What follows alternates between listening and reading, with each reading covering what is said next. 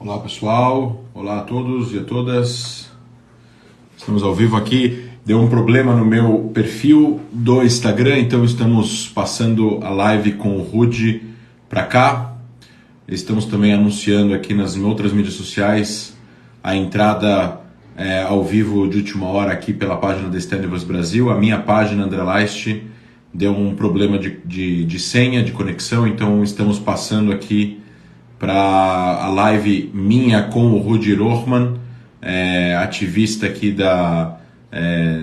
um ativista de Israel, ativista pelos direitos humanos, para cá. Essa é uma live que vai ser em inglês.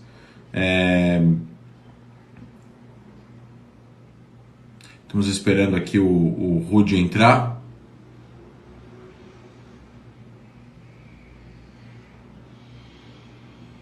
O Rudy que foi preso na Nigéria há poucas semanas atrás, ficou 20 dias preso. Aqui está o Rudy, vamos colocar ele.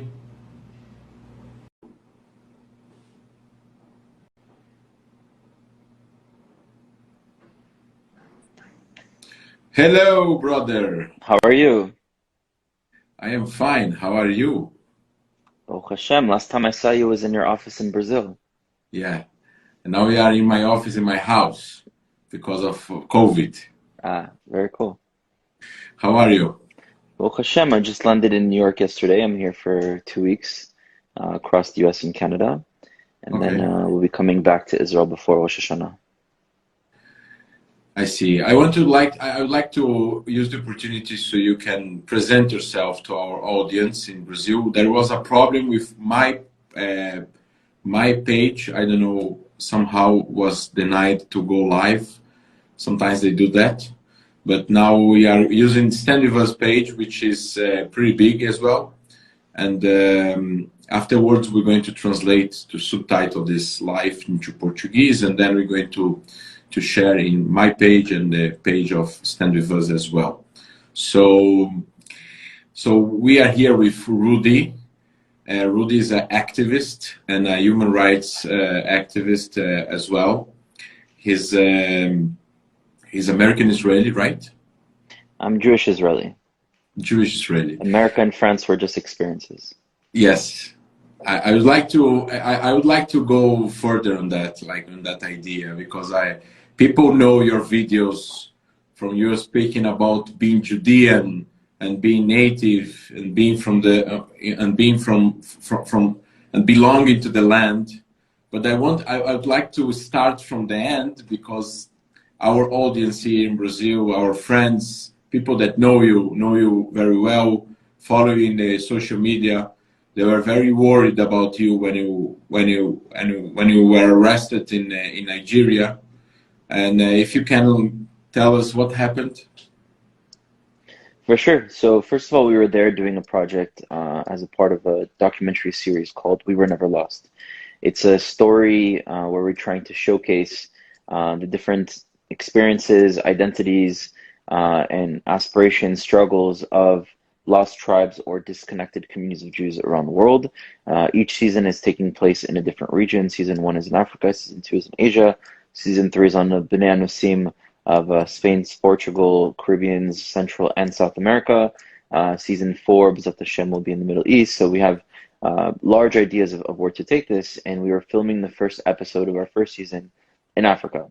So we went to Nigeria, and in Nigeria you have different ethnic groups. One of those ethnic groups are called the Igbos, which believe to descend from the tribe of Gad, of the Jewish people, G-A-D. And amongst those Igbos, which are 50 million, only a very small percentage have kept their Jewish identity, a few thousand to be exact.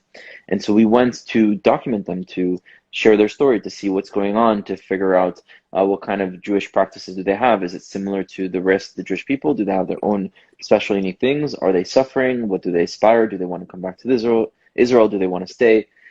And we were there to tell those stories. Now, unfortunately, in Nigeria, you have a little bit of a political background where the Igbo people have been also trying to seek independence from the larger Nigerian state, because once upon a time they were their own autonomous group, and the British messed up like they did in many places in the world and sort of lumped all ethnic groups together, nations together that might have not fit together. And since then, the way it was done, it has led to many wars. There was a war in 1967 with 3 million Igbos killed. There's still discrimination today. And unfortunately, the government today just sees it as, if you are Igbo, which is 50 million, it must mean that you are an enemy of the state. Even if you are not part of a movement that is trying to secede from Nigeria, and even if you're just practicing your Jewish culture, they see kind of the whole ethnic group as a problem. And so since we were coming to do a film on a part of that group, they saw us as a problem and thus decided to imprison us for 3 weeks, which could have been 3 years. And yeah, because of political pressure, we were able to get out. Okay, but Nigeria has 200 million people, right? Or 180. What is the population of Nigeria? There are different estimates. I usually hear around 220. 220? Yeah. So 220 is like the population of Brazil, in a country that is very small, very smaller than Brazil. So, and 50 million is like Igbos. And when we think those 50 million are people that are connected to some Jewish roots. Is that correct? Yeah. So the G is silent. It's Igbo Okay. in and so there are different narratives.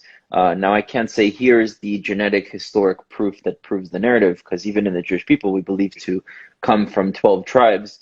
We can't prove that the 12 sons of Jacob existed, but we still, those who believe in it. The narrative of the Igbos is that they descend from one of the sons of God that was living in Egypt when the 12 sons came to Egypt. At that time, the Hebrews were very successful and rich and powerful because they had just come in the time of Joseph, and so it's before they became slaves. And Eri, which is the son of God, along with other Hebrews, leaves to the location of Afra, which is in the southern part of Nigeria, which eventually becomes Biafra, inside of Afra, or Biafra. And some theories say that they mixed with another Afra people, which were also different than the rest of the other peoples living there, and that they created their own identity, which are the Igbos. And so we can't prove that this story is truth. And there's also, narratives that, tribes of Israel that were disconnected in the First Temple time, eventually when they were forced out, they went to Biafra and mixed with the other Hebrews that were descendants of Eri, because that's where you had a Jewish civilization and where they wanted to live amongst. What I can say is that when you look at the experience of the Igbos, it's almost identical to the experience of the Jews. 3 million were killed out of being massacred. It just so happened to be in 1967 of all years. You look at Igbos in themselves and their culture, they're the richest demographic in all of Africa, even though they're extremely oppressed and persecuted and pushed down. And just in the past 2 months, there were hundreds of Igbos that have been massacred on the streets for peaceful protests and so on. And if you look at their experience, they're constantly being blamed also within the society for all the problems. Economic problems, political problems, whatever it is, the Igbos are blamed for it. They're not allowed to hold positions of power. They're not allowed to be in the government. There's like part of pop culture, they say you want a lawyer, you want a businessman, you want someone in real estate, you want a doctor, you have to go to the Igbos. So you have the same tropes that exist with the Jewish people that exist also with the Igbos. Family values is very important, helping one another within the society. Oh, you have a cousin that's in this industry that I want to get into, let me help you. So you find tons of patterns within the experience. But what I can talk about historically is that historically it's proven, you go back 500, 600 years ago, when the first white people from Europe were coming to do missionary work to convert Nigerians or people living in that area that wasn't called Nigeria then yet, to Christianity. There were white Christian men writing letters back to Europe saying, we are witnessing Jewish life here. Like, there are people here doing circumcisions and having the laws of Nida, of when a woman is on her period, and mikvahs, of spiritual ritual baths, and of kashrut laws. They don't eat pork and they don't eat catfish. And there's so many things that they're practicing that there's clearly something Jewish here. So historically, some people try to say, oh, well, what if the Igbos were just, inspired by the Christian Bible that has the Old Testament and they started to become like it? Well, that's for sure not the truth, because before Christianity spread, the people coming to spread Christianity were witnessing Jewish life in this land, in this region. So what is the exact narrative? When did they come? How many came? How many mixed? How many didn't mix? That we don't know, but they're clearly the descendants of Am Yisrael. And where, when, and how, I don't know about that. But what I do know is that there is a few thousand that have either preserved their identity or re-emerging back to their identity. And they're the most beautiful souls that you can ever meet. And when you're there and when you meet them and you see how they live their lives, they live, breathe, eat, think, sleep, everything Torah.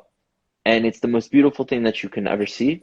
And we hope that their identity and their who they are will get recognition very soon. That's amazing. And the picture just before your arrest, you posted a picture receiving something and giving something to a kind of a leader, right?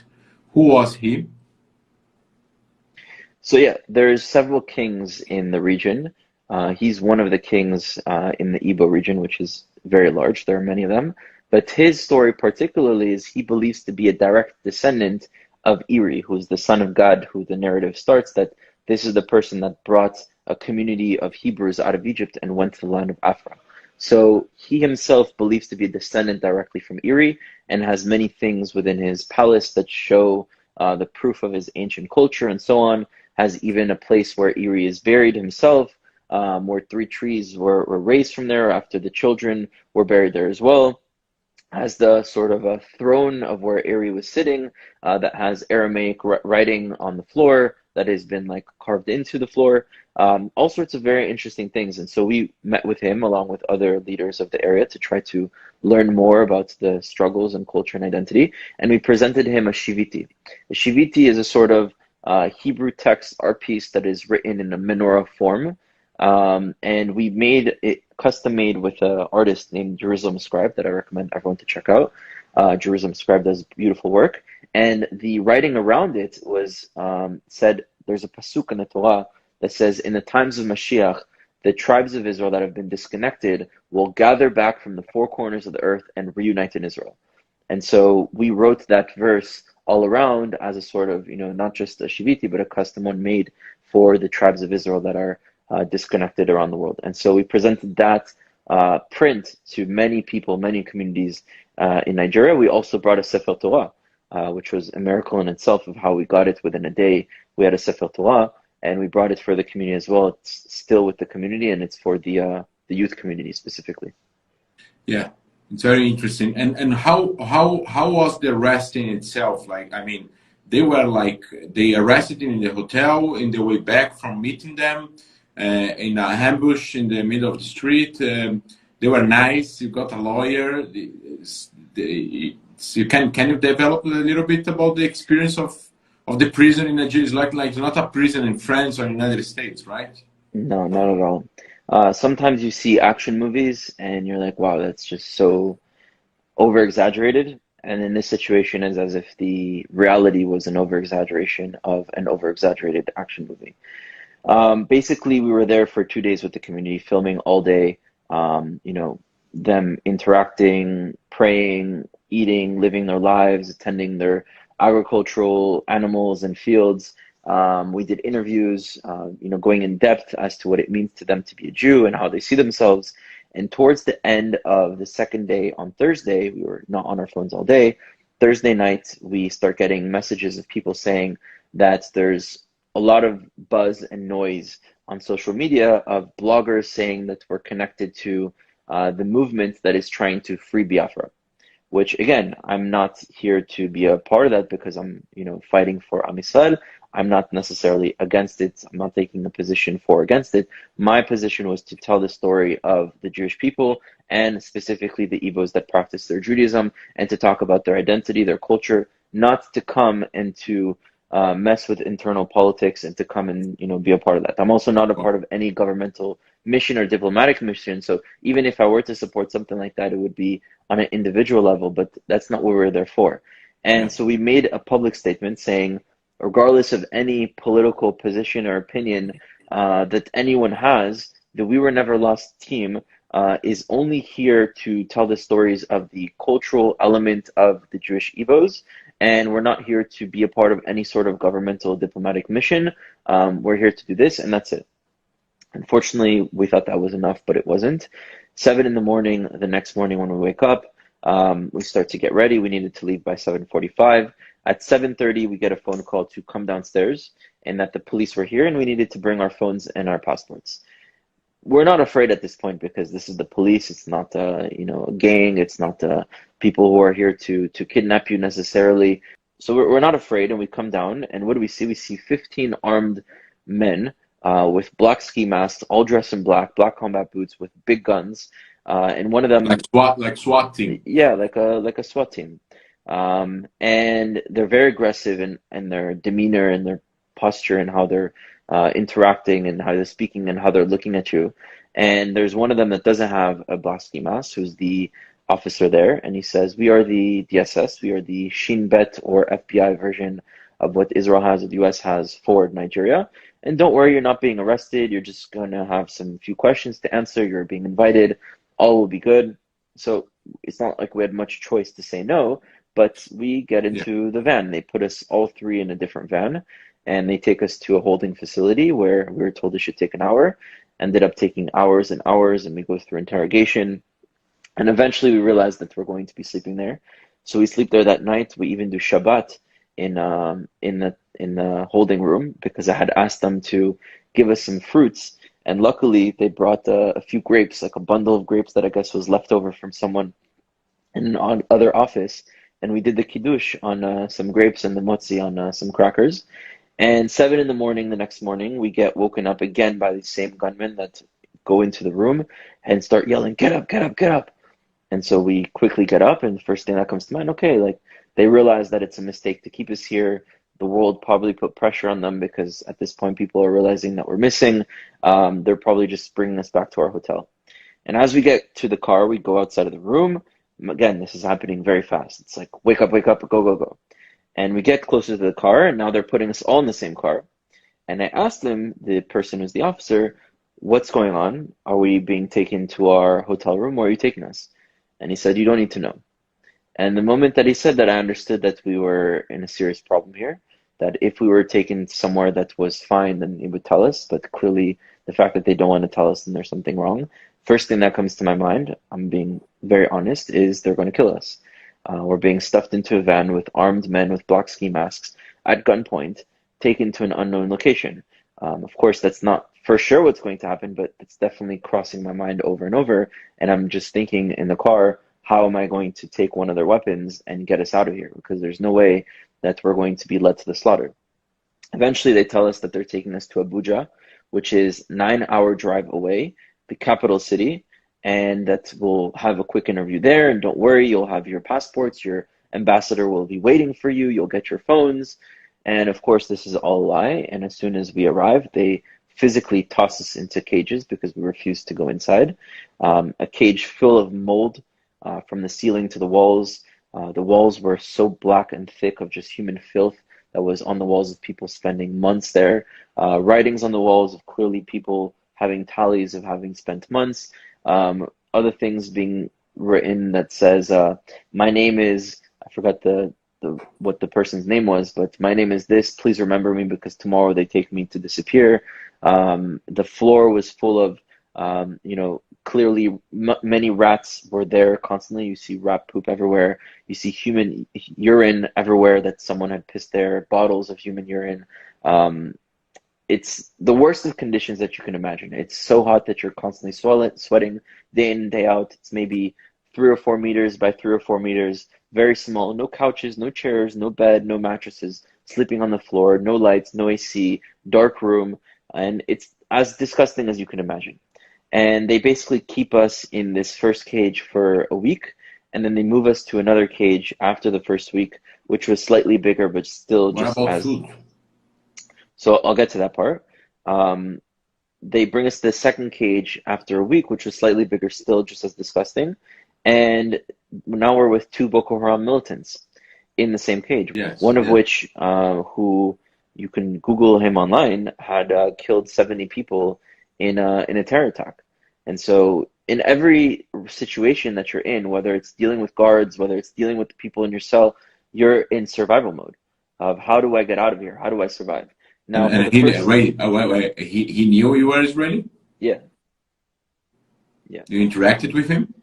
I interacted with him, and the first thing that I communicated with him is that if he ever tries something, that I will be more of an animal that he thinks he is, because we were in a very animalistic setting. The person, right when we walked in, started looking at us, eyeing us down as if we were some sort of prey, and he was a hyena. So I had to very quickly make him understand that we're going to be more dangerous than him. Not that I necessarily am. I'm very much so a peace activist trying to unite the Yeah, world. I know. But But you can what you can be as a former soldier of IDF, you can be aggressive as well if I your have life is in I danger. I have to be with someone like that to show them that it's in their interest not to do whatever they think they want to do, which would be the wrong thing to do. So in terms of food, the first 3 days they didn't give us anything to eat, and we didn't shower till the sixth day, which I'll break down even what that means. But the strategies that were coming up to our mind is right away, how do we get out of this? How are we going to communicate to the world? How are we going to get the message out? Because how do people even know that we're in Abuja? That's 9 hours away of where we were before. So how do they know that we're in this location? How do we reach out to the world? So one of the ideas was we need to find a phone. We need to steal someone's phone. So there were two doors in our cage. There was a metal bar door and there was an actual wooden door that would close the light. And I found a way to pick the lock of the wooden door that would open the door, and I would be able to put my arm out through the bar metal door. But I'd have to do that when there was a phone on the table and also when the person wasn't looking at the phone. So I'm starting to strategize. Okay, at one point there'll be the phone, then I'll take it. But if I take the phone, how am I going to make a phone call? I don't have the password. So constantly with every guard, I'm looking through a small hole where I can see them with their, because I can't see everything. I could only see one thing depending on where my face is at an angle. And I'm constantly starting conversation with them for them to be distracted from their phone, for their phone to go on lock, and then to stop talking to them for them to go back on their phone to memorize their code. But they don't have iPhones, they have Android. So the code is some swiping thing, which is a bit more complicated. So as soon as they'd put in their code, I had a like a stick and I'd like carve it into the wall and kept doing it to say, okay, this person's phone is this pattern and this person's phone is that pattern. And when I'd get the phone, I'll use that pattern to try to unlock the And phone. at that point, no communication with any officer. No, No, you're going no, to spend so many days. You're going to see. no, You didn't no ask. awareness, no awareness of what's going on, no phone call, no communication with our families the whole time we're there. No, nothing, no lawyer, no nothing. And the other strategy with food was actually on the fourth day. I knew at some point they had to give us some sort of food. The fourth day, I had told the people that I was with Noam and David, I'm like, look, at some point they're going to have to give us food. And when they do, we have to refuse it. We have to say we can only eat kosher food, which A, we do keep kosher, but B, the reason we did that is because the only place that you can get kosher food in Nigeria is the Chabad house.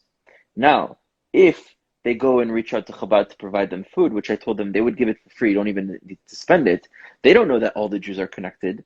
And they don't realize that if they reach out to Chabad and say, we need you to provide us food for 3 Israelis or 3 Jews that are in this place, that Chabad at that point had for sure already spoken to my parents and for sure is already aware. And that would be a way for us to reach out, to cry to the world, we are here. So the entire time, what's going through our minds is survival mode, survival mode, survival mode. Get us out of here. Let's find a way to reach out. And even when we were in the other cage with the two Boko Haram terrorists, I took a piece of metal and sharpened it and made a shank. You know, it's total survival mode in every single way. After the sixth day, we managed to see. Sorry. In realizing, okay, at least people know where we are. And he negotiated with them to bring us one meal a day from the Chabad. So from that moment on, we had a Chabad meal once a day, although we would take a portion of that and give it to the guards to give to an Iba woman, the head of the community that was with us, that we would always provide her with food as well, because she's also Jewish and deserves to eat. Even if we get to eat less the one meal that we have, we would appreciate her doing that to us if we were in the other situation. And he also tells them that you need to give them showers. Like, what is this reality that they're sweating day in and day out and they look disgusting, they haven't brushed their teeth, they don't shower, you have to give them showers. And so what is a shower in Nigerian prison? It's basically you go to the bathroom that everyone uses and they don't have toilet paper. They have a bucket that they fill with water that they use to clean themselves with their hands. And this bucket, once upon a time, was blue. Now it's a darker shade.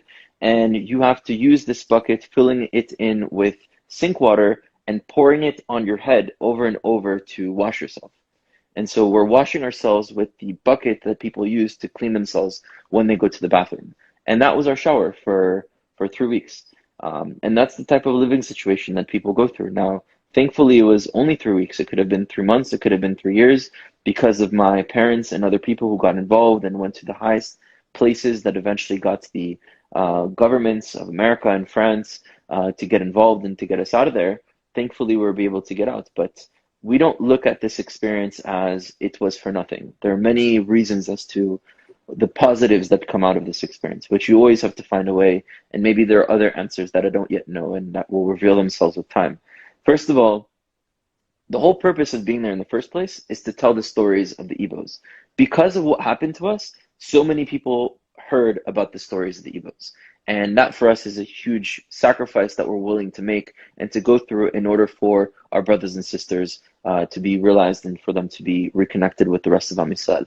The second thing is that the Nigerian government doesn't understand the nuances of not all the Igbo people are extremists trying to fight the government.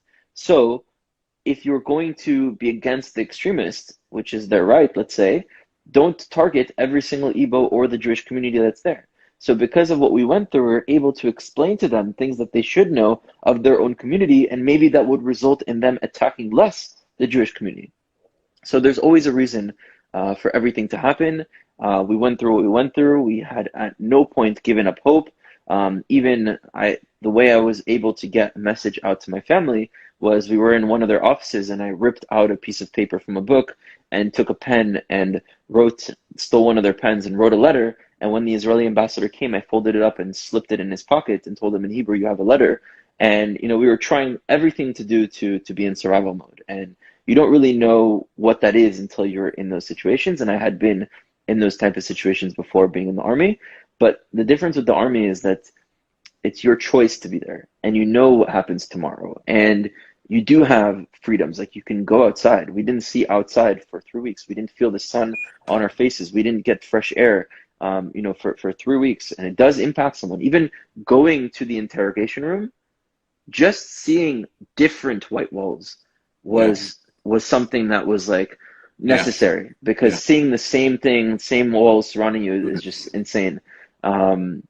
So yeah, there's a reason for everything, and B'ezrat Hashem, more answers will reveal themselves as they come. Yeah, somebody asked, what happened with the phone? You succeeded to get a phone and to get a phone call out during this experience of the passwords and stuff like that? Unfortunately not.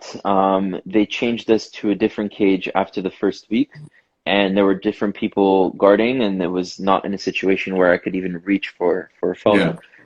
So the phone idea didn't go through, but there were many plans that we had in our minds. We had plan A, plan B, plan C, plan D. Like every single day was a combat for survival. And how was the release day?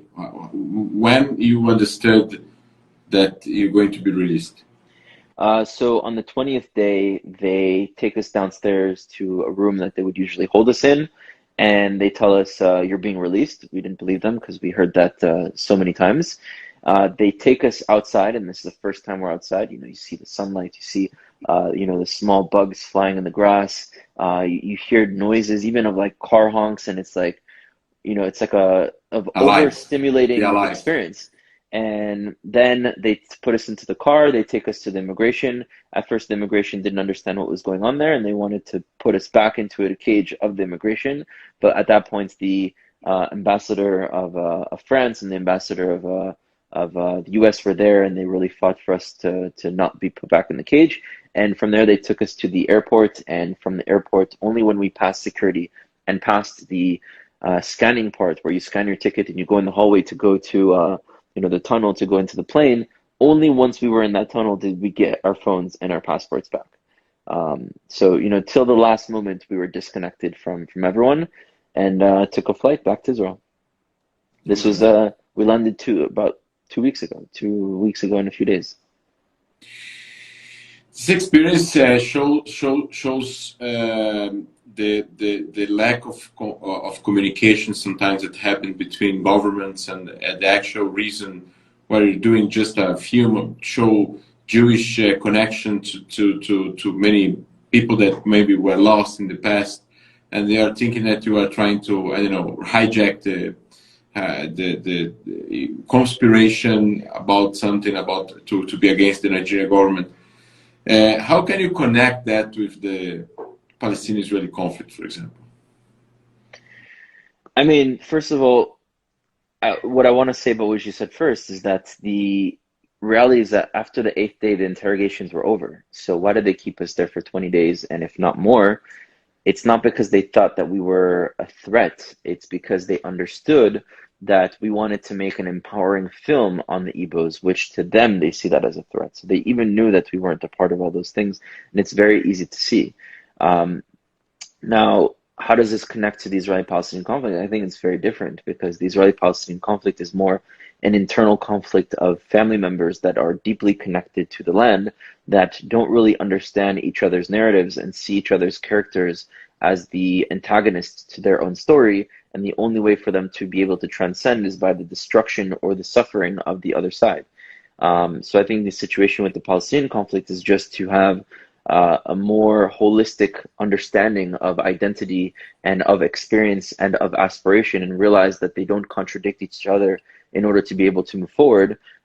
So that for me is a lot easier, because even when I speak to Palestinians that may support movements that I don't support, like BDS and other things, I'm still speaking to my family member. You know, it's like we say we have the same language, almost identical. It's the same roots. We have very similar culture. When we look at the land, they look at the land. It's almost the same connection and realization that we have. The way they love Jerusalem is the way that we love Jerusalem. So whenever I meet a Palestinian, it's not oh, you're my enemy. It's like, you're my family, and you probably don't even see the world as I do yet, but we're going to speak, and let me express it to you so that more of us could start opening up within the younger generation and seeing us as such. With Nigeria, it's very different, because the Igbos are a people that are from Biafra. It's a region that was called Biafra for many years, until the British messed everything up and made them all a part of one, and now there's discrimination and other problems. So I completely understand their movement that exists. Again, I'm not there to be a part of it, and I'm not there to, as a part of Israel, we're there to document the stories of the Jewish people, but I can understand their struggles and suffering and what they go through, for sure. Yeah, the British did some mistakes, not just there, but many other places in the world. And because of such as divisions that happened after the World War One, we had a problem that they still have today, probably, with Jordan, with Saudi Arabia, and other places that were given to families. Tell us a little bit about your work, your activism today, because your videos sometimes get viral here in Brazil as well, when you are discussing with people or talking to people, trying to explain Zionism and Judaism to people in some campuses in the US or back in Israel, or even when you talk to Palestinians in the West Bank, and you go to talk to people that are also activists in the land. And furthermore, what is the solution for you? Yeah, I mean, a lot of my work entails combating anti-Semitism, the different narratives that exist against the Jewish people, empowering the next generation of Am Yisrael, being able to narrate our story in a language that people can understand, not just the language of facts and dates and times, but also emotions, and understanding the identity that is rooted to the land as an indigenous people and civilization, and trying to break free and to transcend from the competing narratives that the world has tried to place on us of the Israelis and Palestinians.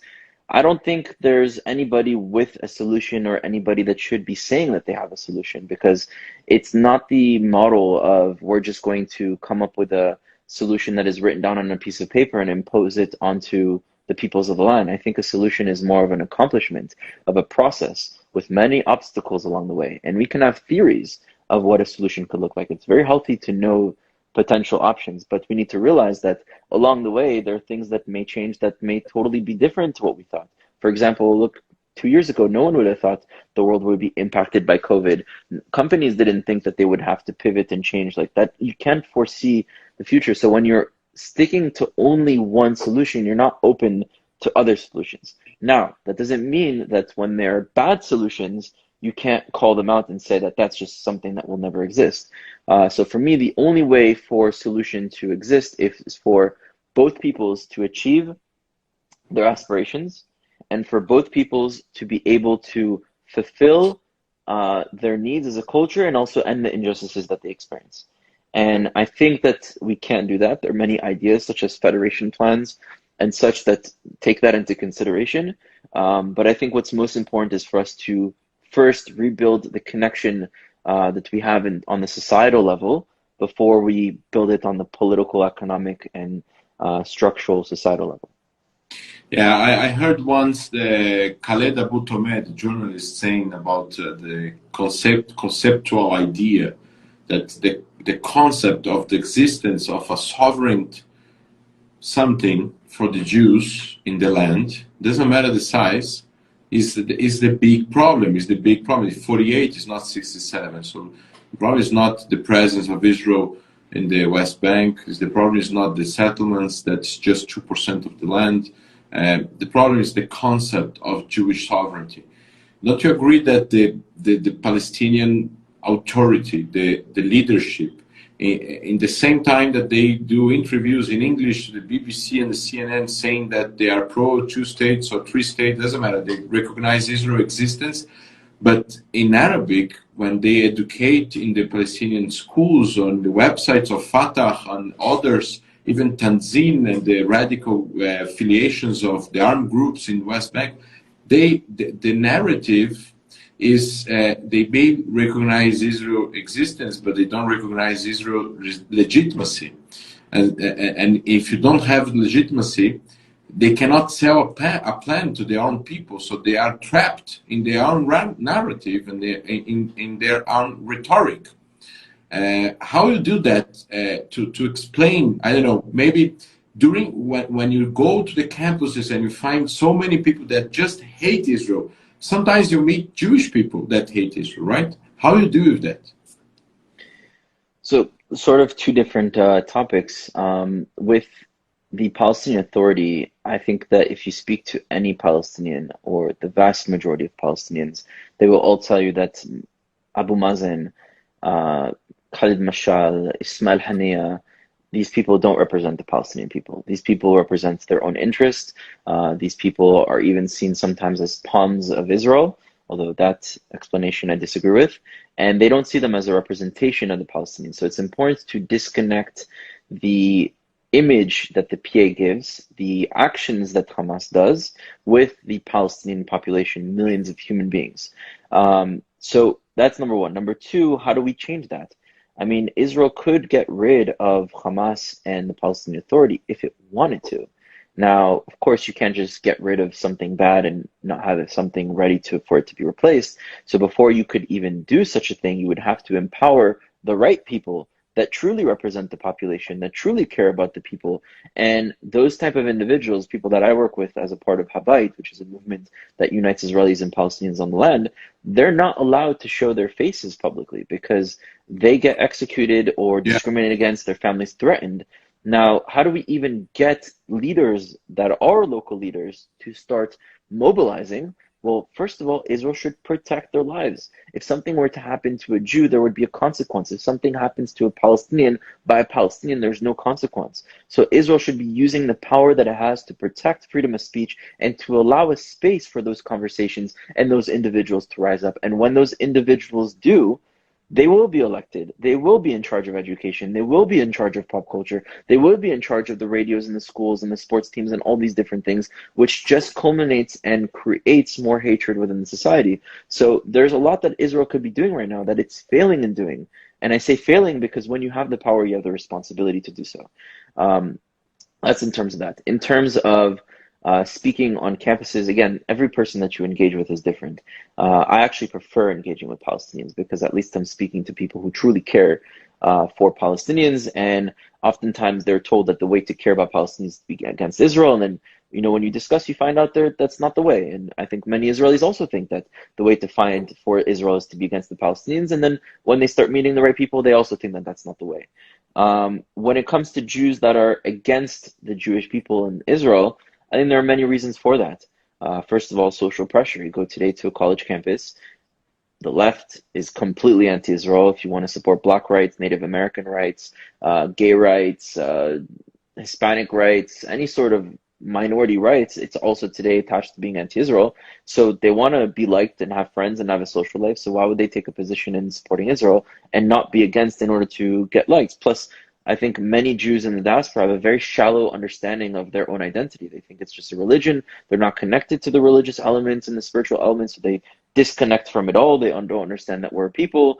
They're fed a lot of false information and a lot of disinformation, which causes them to come to wrong conclusions. They're sold narratives that are pulling them apart. There's also a lot of trauma that causes usually someone who's traumatized to side with their oppressor.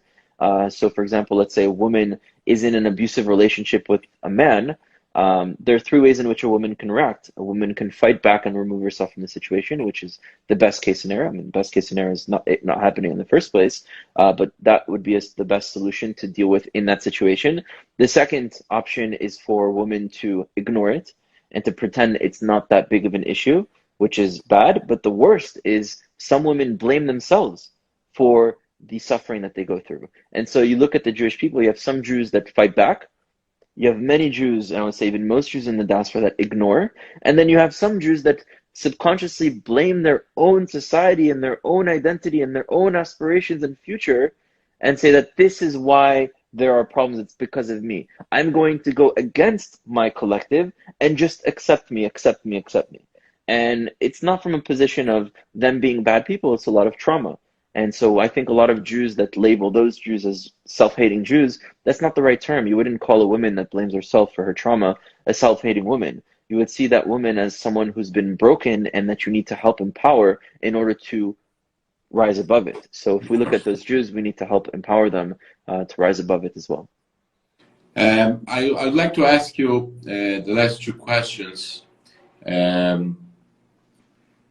What was the most difficult conversation that you had with an activist?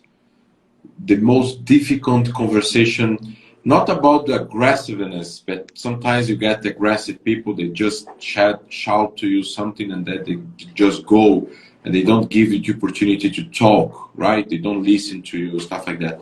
But about intellectual conversation, what was the most difficult arguments that maybe you needed really to get to charge yourself in the electricity, something to get new ideas during the conversation in order to convince them?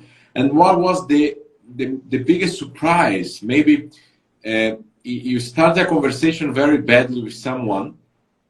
I had the opportunity here in Brazil, and sometimes the person just understands your arguments in, I don't know, 15 minutes, in 30 minutes, in 1 hour, and then you got a friend that realized that he's not against Israel, and he believed that he was against Israel for 20 years, and now he's not against Israel anymore, and maybe you keep in contact with him afterwards. What was the two situations, like the worst, the most difficult one, and the biggest surprise, if you can remember, of course, of your thousands conversation you got in your life? So whenever I'm asked the question of pick your favorite or pick one, it's very hard for me. What's your favorite place in the world? What's your favorite movie? Favorite, it's the hardest. I know, but it's like picking one is difficult because, like you said, there's been thousands.